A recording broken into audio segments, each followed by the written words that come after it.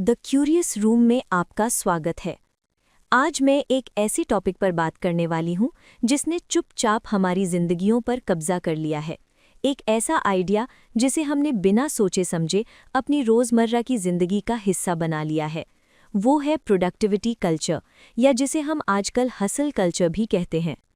ज़रा सोचिए, जब आप सुबह उठते हैं तो सबसे पहले आपके दिमाग में क्या आता है? शायद एक टू डू लिस्ट।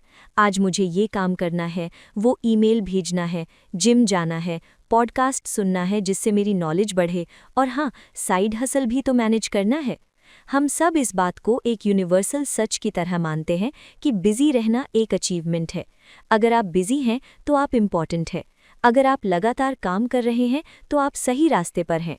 लेकिन बतौर एक रिसर्चर और एनालिस्ट, जब मैं इस पूरे सिस्टम का रिव्यू करती हूँ, चाहे वो इंटरनेट पर मौजूद हज़ारों सेल्फ हेल्प आर्टिकल्स हों या लोगों की पर्सनल टाइम मैनेजमेंट स्ट्रैटेजीज़ हों, तो मेरे मन में कुछ गहरे सवाल उठते हैं।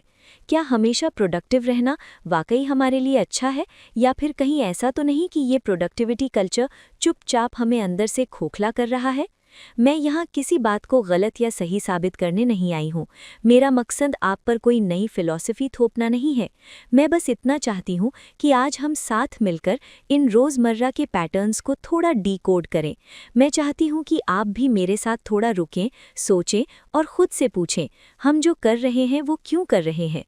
चलिए, शुरुआत एक बहुत ही कॉमन सिचुएशन से करते हैं। आप याद कीजिए अपना पिछला संडे या कोई भी ऐसा दिन जब आपकी छुट्टी थी। आपने सोचा होगा कि आज मैं कुछ नहीं करूंगी, बस चिल करूंगी। आप सोफे पर लेटकर अपनी फेवरेट वेब सीरीज़ देख रहे हैं या बस ऐसे ही छत पर टहल रहे हैं। लेकिन अचानक से अंदर से एक आवाज़ आती है, यार मैं टाइम वेस्ट कर रही हूँ, मुझे कुछ यूज़फुल करना चाहिए था। कम से कम अलमारी ही सेट कर लेती या वो पेंडिंग असाइनमेंट पूरा कर लेती। क्या आपको भी ये गिल्ट महसूस होता है? मुझे तो अक्सर होता था, और जब मैंने लोगों से बात की, उनके बिहेवियर को स्टडी किया, तो मैंने नोटिस किया कि ये गिल्ट हम में से 90% लोगों को होता है। सवाल ये है कि ऐसा क्यों होता है? हमने अपने दिमाग को इस तरह से ट्रेन कर लिया है कि हमारी वैल्यू या हमारी कीमत सिर्फ इस बात से तय होती है कि हमने आज कितना काम किया। हमने अपनी सेल्फ वर्थ को अपने आउटपुट के साथ जोड़ दिया है। अगर आज मैंने 10 टास्क पूरे किए तो मैं एक अच्छी इंसान हूँ, सक्सेसफुल हूँ। अगर मैंने आज सिर्फ आराम किया तो मैं लेज़ी हूँ, फेलियर हूँ। लेकिन क्या ये हमेशा सच है? क्या एक इंसान की अहमियत सिर्फ उसकी टू डू लिस्ट के टिक मार्क्स से डिसाइड होनी चाहिए? ज़रा इतिहास में चलते हैं। जब इंडस्ट्रियल रेवोल्यूशन या औद्योगिक क्रांति आई थी, तब फैक्ट्रीज बनी। वहाँ मशीनों का काम था लगातार चलना, प्रोडक्शन देना। अगर मशीन रुक गई तो कंपनी का नुकसान होगा। इसलिए प्रोडक्टिविटी वर्ड असल में मशीनों और फैक्ट्रियों के लिए बना था। पर हमने क्या किया? हमने उस मशीन वाले कॉन्सेप्ट को उठाया और हम इंसानों पर लागू कर दिया। हम भूल गए कि हम मशीन नहीं हैं। हमारे पास फीलिंग्स हैं, हमारे शरीर को आराम की ज़रूरत होती है, हमारे दिमाग को खाली स्पेस की ज़रूरत होती है। अब आप कहेंगे, तो क्या हम काम करना छोड़ दें? क्या हम लेज़ी बन जाएं और अपने गोल्स भूल जाएं? नहीं, मैं बिल्कुल ऐसा नहीं कह रही हूँ। प्रोडक्टिविटी अपने आप में कोई विलेन नहीं है। अगर हम काम नहीं करेंगे तो हमारी दुनिया नहीं चलेगी। हमें अपने बिल्स पे करने हैं, अपने सपने पूरे करने हैं, अपनी फैमिली को सपोर्ट करना है। फोकस और मेहनत बहुत ज़रूरी टूल्स हैं। समस्या प्रोडक्टिविटी में नहीं है, बल्कि प्रोडक्टिविटी कल्चर में है। जब ये एक टूल से बदलकर हमारी आइडेंटिटी बन जाता है, तब प्रॉब्लम शुरू होती है। जब मैं अलग अलग प्रोडक्टिविटी बुक्स और वर्कशॉप्स के सोर्स मटेरियल को रिव्यू करती हूँ, तो मैं एक बहुत ही खतरनाक ट्रेंड देखती हूँ। वो ट्रेंड है ऑप्टिमाइजेशन का ऑब्सेशन। हर चीज़ को ऑप्टिमाइज करना है। अगर आप सो भी रहे हैं तो स्लीप ट्रैकर लगाकर सो रहे हैं ताकि आपकी नींद भी प्रोडक्टिव हो।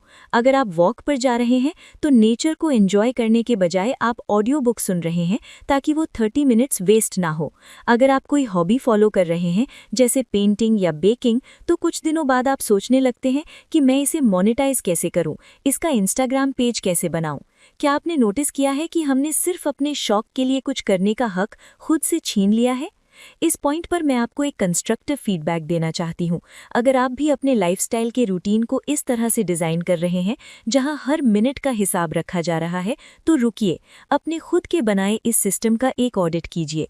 पूछिए खुद से, क्या ये सिस्टम आपको खुशी दे रहा है या सिर्फ स्ट्रेस? अक्सर मैं देखती हूँ कि लोग टाइम मैनेजमेंट के नए नए टूल्स डाउनलोड करते हैं। Pomodoro technique, notion templates, time blocking, ये सब बहुत अच्छे टूल्स हैं, लेकिन कई बार हम इन टूल्स को मैनेज करने में ही इतना टाइम और एनर्जी लगा देते हैं कि असली काम पीछे छूट जाता है।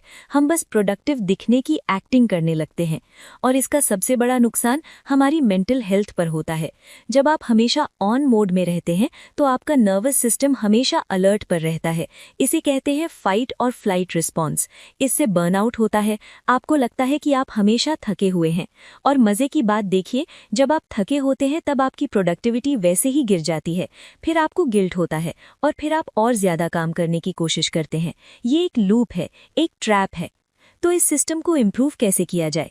हम अपनी अप्रोच को बेहतर कैसे बना सकते हैं? बतौर एक समीक्षक मेरा आपको पहला सुझाव ये है कि हमें खाली समय को फिर से नॉर्मलाइज करना होगा। डच कल्चर में एक बहुत ही प्यारा कॉन्सेप्ट है जिसे निक्सन कहते हैं। इसका मतलब है कुछ ना करना। और इसका मतलब ये नहीं कि आप फोन पर इंस्टाग्राम स्क्रॉल कर रहे हैं। इसका मतलब है वाकई कुछ ना करना, बस खिड़की के बाहर देखना या चाय का कप हाथ में लेकर शांति से बैठना। कोई टारगेट नहीं, कोई आउटपुट नहीं। रिसर्च बताती है कि जब हम कुछ नहीं कर रहे होते तब हमारा दिमाग सबसे ज्यादा क्रिएटिव होता है। वो इन्फॉर्मेशन को प्रोसेस करता है। नए आइडियाज उसी खाली स्पेस में जनरेट होते हैं। अगर आप उस स्पेस को हमेशा पॉडकास्ट, न्यूज़ या काम से भर देंगे तो आपका दिमाग सांस कैसे लेगा? अब एक नए नजरिए से इसे देखते हैं। क्या कभी आपने सोचा है कि हम इतना बिजी रहना क्यों चाहते हैं? जब मैं अपने क्लाइंट से या लोगों से गहराई में बात करती हूँ तो मुझे एक साइकोलॉजिकल पैटर्न नजर आता है। कई बार बिजी रहना हमारे लिए एक एस्केप मैकेनिज्म होता है, एक भागने का तरीका। हम किससे भाग रहे हैं? शायद अपनी ही फीलिंग से, शायद अपनी लोनलीनेस से।